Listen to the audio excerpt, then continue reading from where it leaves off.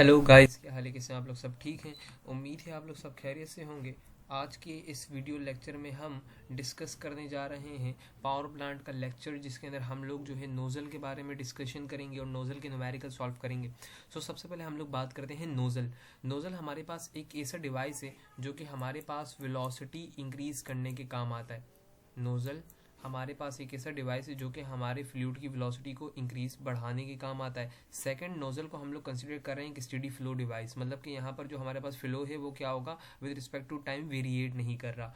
Because अच्छा, steady flow device को consider करने का पर्पस हमारे पास ये है ताकि हमारे पास कैलकुलेशंस हमारी आसान हो जाएं। और हम लोग ये बात जानते हैं, to make the study easier, हम लोग अपनी स्टडी को क्या बना लें, ईजियर बना लें, to make the study easier. और दूसरा हमारे पास पर्पस ये है, दूसरा हम लोग ये बात जानते हैं कि हर एक ट्रांजिएंट कंडीशन से पहले एक स्टेडी स्टेट ही होती है हमारे पास, सही है। मतलब कि हर एक वेरिएबल कंडीशन से पहले हमारे पास एक स्टेडी स्टेट आ रही होती है। एनर्जी बैलेंस इसकी हम लोगों ने एनर्जी बैलेंस इसके ऊपर अप्लाई कर दी, तो ये मेरे पास एनर्जी बैलेंस आ गई इसकी। अब यहाँ पर देखें, हमारे पास क्योंकि नोजल इतनी स्मॉल होती है कि उसके अंदर मेरे पास हीट ट्रांसफर का फिनोमिना नहीं हो सकता, तो ये हीट ट्रांसफर मेरे पास क्यों क्या हो गया, कैंसिल आउट हो गया। इसके बाद मासेस दोनों तरफ कैंसलेशन हुई, और यहाँ पर हमारे पास क्या होता है, नो वर्क आउटपुट। नोजल से हम लोग कोई वर्क आउटपुट तो नहीं लेते, ये भी कैंसिल आउट हो गया, मासेस कैंसिल आउट हुए एक दूसरे से। और यहाँ पर नोजल के अंदर मतलब कि इनलेट और आउटलेट के ऊपर कोई भी हाइट की वेरिएशंस नहीं होती, तो ये दोनों भी क्या हो गए, मेरे पास हाइट के फैक्टर भी कैंसिल आउट हो गए। तो मेरे पास क्या बचा, h1 plus V one square divided by 2 is equal to h2 plus V two square divided by 2। ये जो h1 है ये मेरे पास स्टैटिक प्रॉपर्टी है, और ये जो वेलोसिटी है ये मेरे पास डायनेमिक प्रॉपर्टी है। अच्छा, हम लोगों ने स्टेग्नेशन पॉइंट आपको एक फ्लूइड मैकेनिक्स के अंदर बताया जाता है कि स्टेग्नेशन पॉइंट एक ऐसा पॉइंट होता है जहां पर आपके फ्लूइड की फ्लोइंग वेलोसिटी आपके पास क्या हो जाती है, जीरो हो जाती है। बट स्टेग्नेशन पॉइंट ऐसा पॉइंट भी होता है जहां पर आप अपने सिस्टम की टोटल प्रॉपर्टी बता रहे होते हो, मुकम्मल प्रॉपर्टी बता रहे होते हो। तो एट द इनलेट के ऊपर जो प्रॉपर्टी कंप्लीट है उसको मैंने क्या नाम दे दिया, H01 का नाम दे दिया।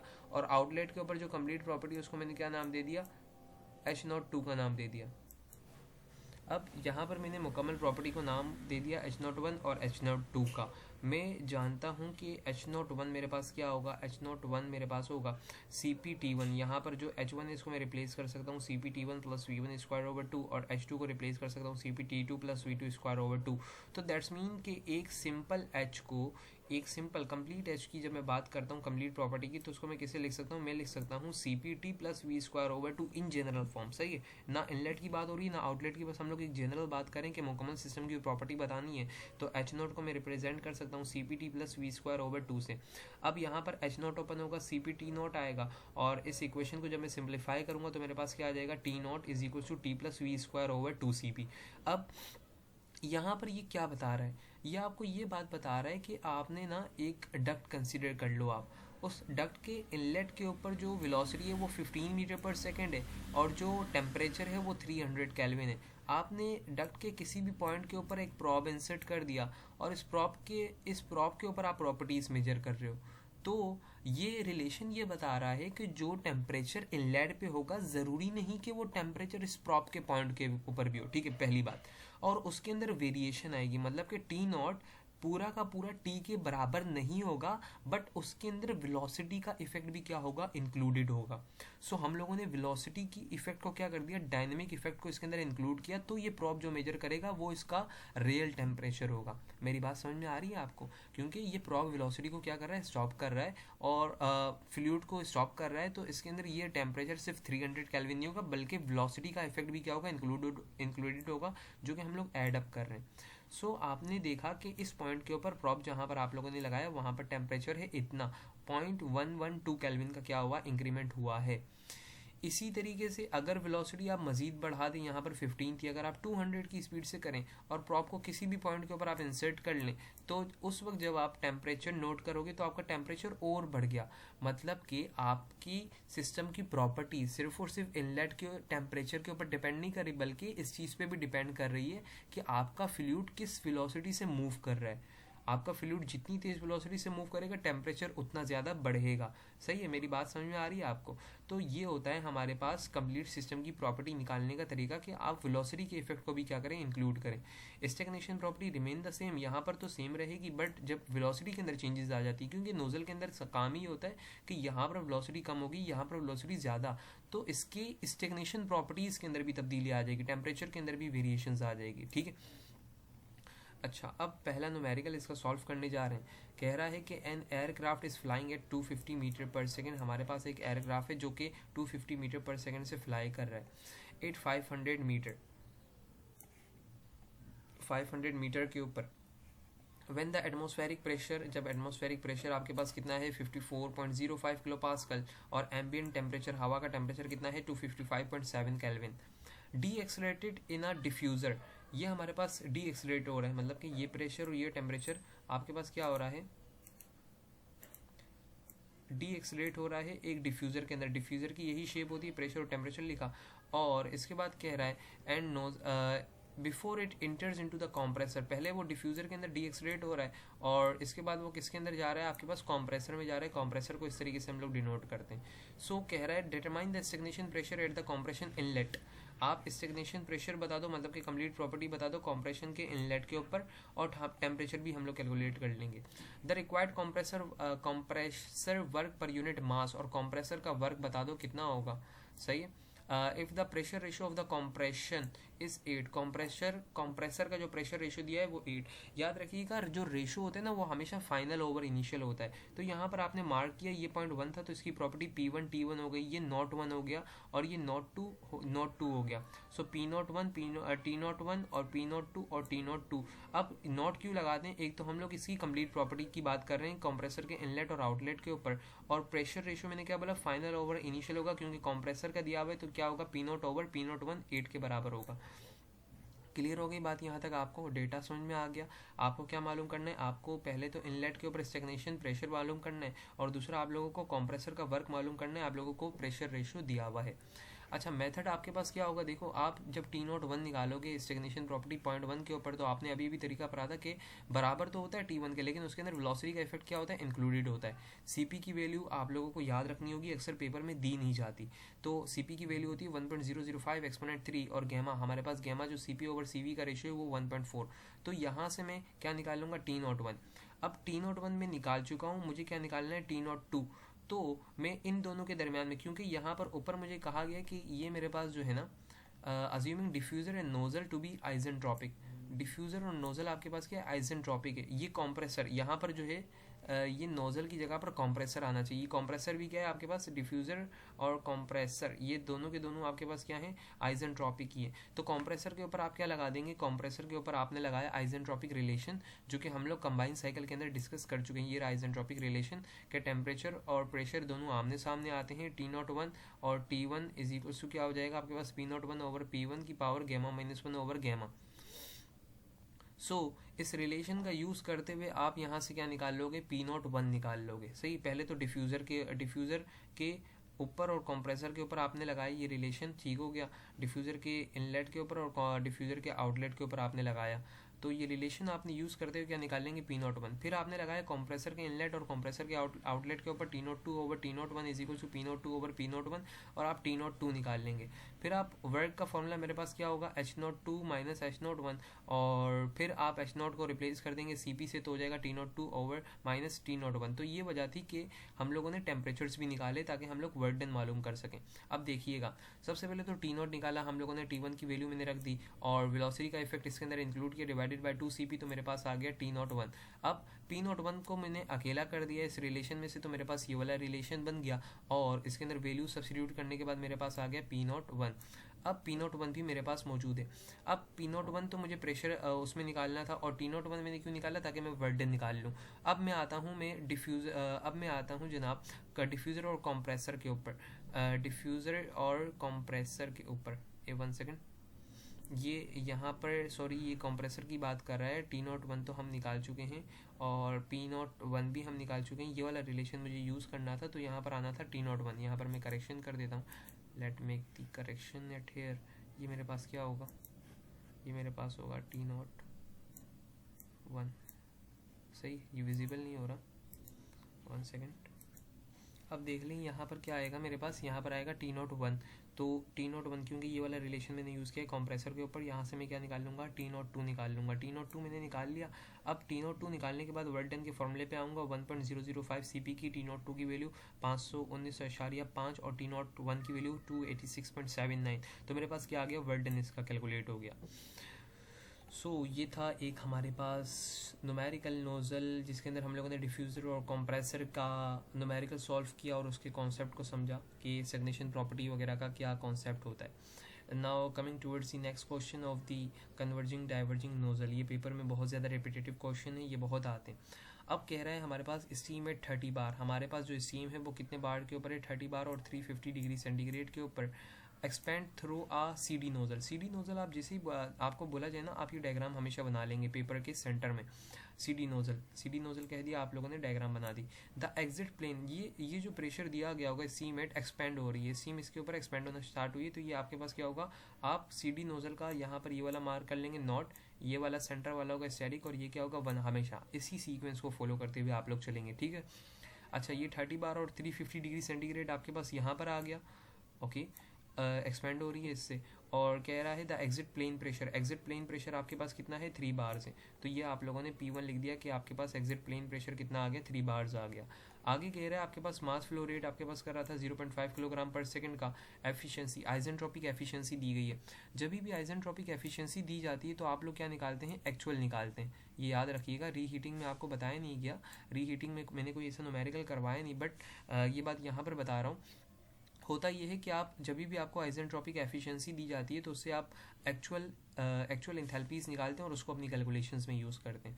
अच्छा, फिर इसके बाद कह रहा है कि आप ए स्टेरिक निकाल दो, ये जो एरिया यहाँ पर आ रहा है, एरिया एट दी आउटलेट निकाल दो, और आउटलेट की वेलोसिटी निकाल दो, और क्वालिटी निकाल दो। सही है। अच्छा, क्रिटिकल प्रेशर रेशो जो आपको दिया गया है वो कितना दिया गया है, 0.546 दिया हुआ है। तो क्रिटिकल प्रेशर रेशो यहाँ पर आपके पास क्या होगा, इसका इस नोजल का आपके पास रेशो दिया गया 0.546, और मैंने क्या बोला था ये हमेशा फाइनल ओवर इनिशियल होता है। तो ये आपको क्या दिया होगा, P asterisk over P naught दिया गया होगा। P नोट तो आपको मालूम है कितना दिया हुआ है, तो उसको आप इससे मल्टीप्लाई करेंगे तो आपके पास क्या आ जाएगा, P स्टेरिक आ जाएगा। दैट्स मीन आपके पास नोट का प्रेशर भी मौजूद है, नोट का टेम्परेचर भी मौजूद है, स्टेरिक का प्रेशर आपके पास मौजूद है, और पॉइंट नंबर 1 का प्रेशर आप लोगों के पास मौजूद है। सही हो गया। तो सबसे पहले आप क्या नोट कर लेंगे, आप लोग मोलियर से जाके इन तीनों की इंथैल्पीज नोट कर लेंगे, क्योंकि ये स्टीम इंटर हो रही है, ये आपके पास लिक्विड की फॉर्म में तो इंटर नहीं होगी, ये सुपर हीटेड की फॉर्म में ही आपके पास वो इंटर हो रही होती है, तो लिहाजा आप मोलियर चार्ट का यूज़ करेंगे। Now coming towards the Molière chart, याद रखिएगा प्रेशर 30 बार और 350 के ऊपर स्टार्ट करना है देखना। स्टार्ट करते हैं हम लोग, प्रेशर देखना 30 बार के ऊपर हम लोग आ गए, और 30 बार और 350 डिग्री सेंटीग्रेड वाली लाइन के ऊपर हम लोग आ गए, और यहाँ पर जो हमारे पास पॉइंट स्ट्राइक करा 30 बार और 300 डिग्री सेंटीग्रेड के ऊपर, उसको मार्क किया हम लोगों ने, और लेफ्ट हैंड साइड के ऊपर स्ट्राइक करके हम लोगों ने इंथैल्पी नोट कर ली। तो मेरे पास कितनी आ गई, 3110 आ गई। सही हो गया। अब दूसरा मुझे नोट करना था 10 बार से ऊपर प्रेशर मेरे पास था कितना था, 16.38 बार, तो ये मेरे पास होगा 12, ये मेरे पास होगा 14, और ये जो मेरे पास लाइन जा रही है मेरे पास होगी 16 की।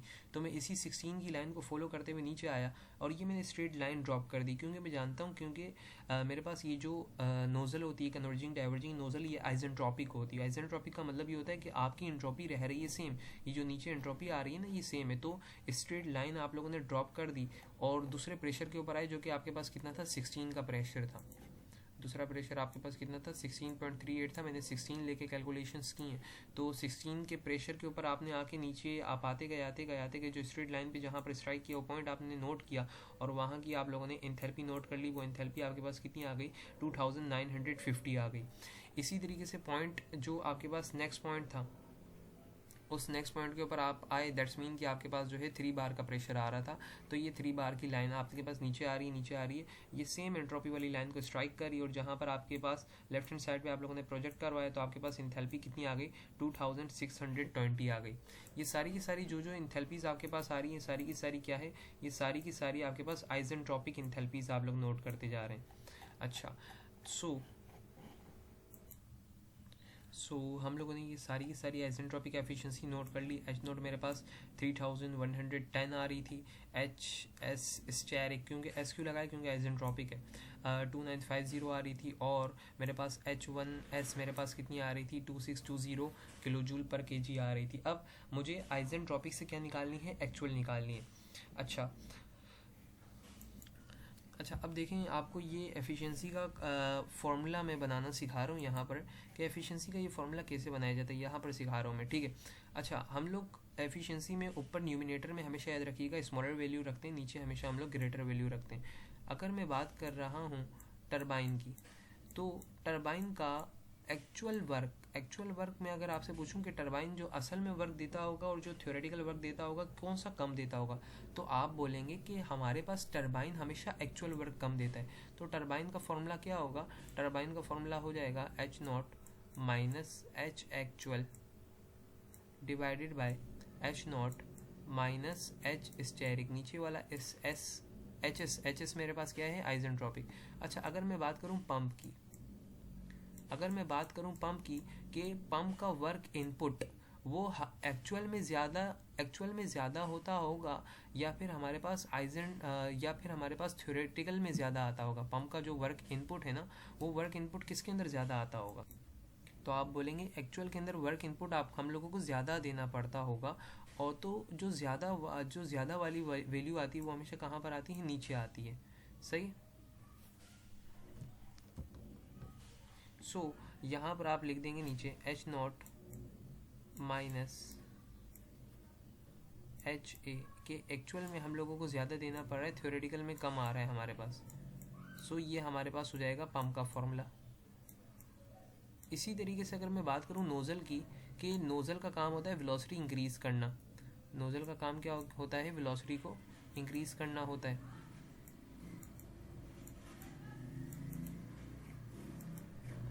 नोज़ल की एफिशिएंसी का फॉर्मूला क्या होगा आपके पास वेलोसिटी इंक्रीज, वो आपके पास वेलोसिटी जो इंक्रीज़ करता है वो एक्चुअल में ज़्यादा आती है, या फिर आपके पास थ्योरेटिकल में ज़्यादा आती है नोज़ल की वेलोसिटी। आप बोलेंगे कि हमारे पास नोज़ल की जो वेलोसिटी है वो थ्योरेटिकल में ज़्यादा आ रही होती है, और जो ज़्यादा वाली वैल्यू है वो हमेशा कहाँ पर आएगी, नीचे आएगी।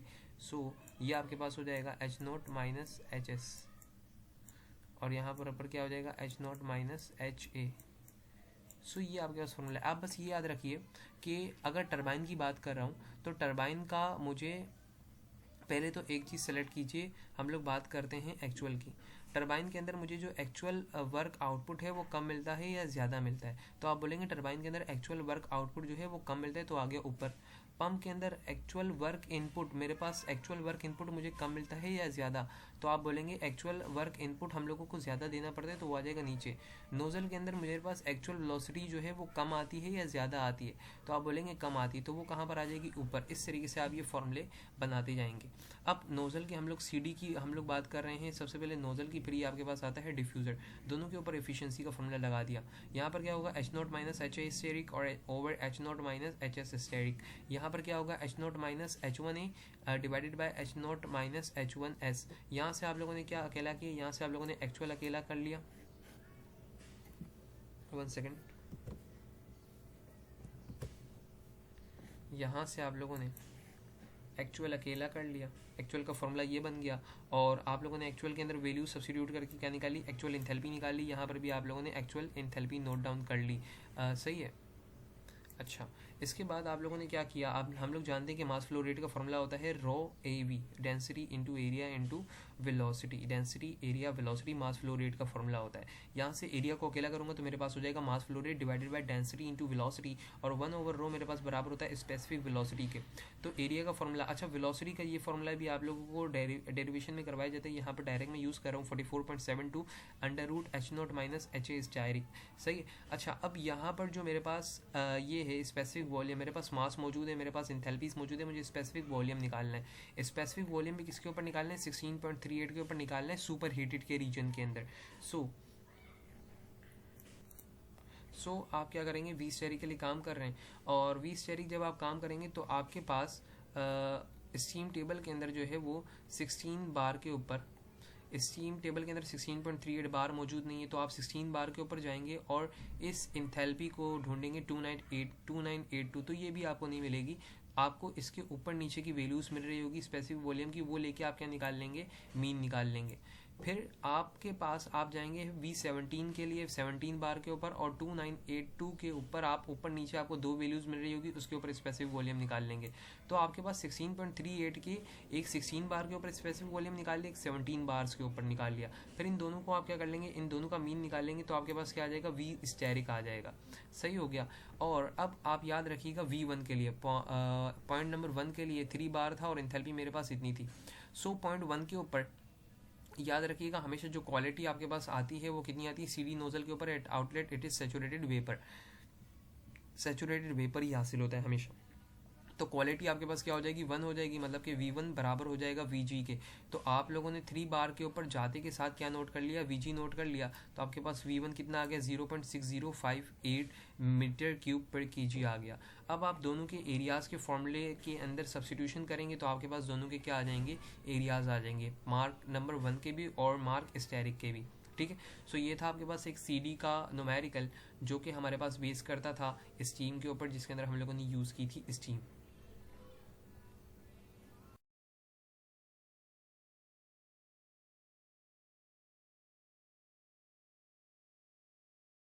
हम लोगों को एग्जाम्पल 7.3 है और एयर को लिया गया, पहले स्टीम थी अब एयर को लिया गया। इसको हम लोग जो है वो नेक्स्ट वीडियो लेक्चर के अंदर डिस्कस करेंगे।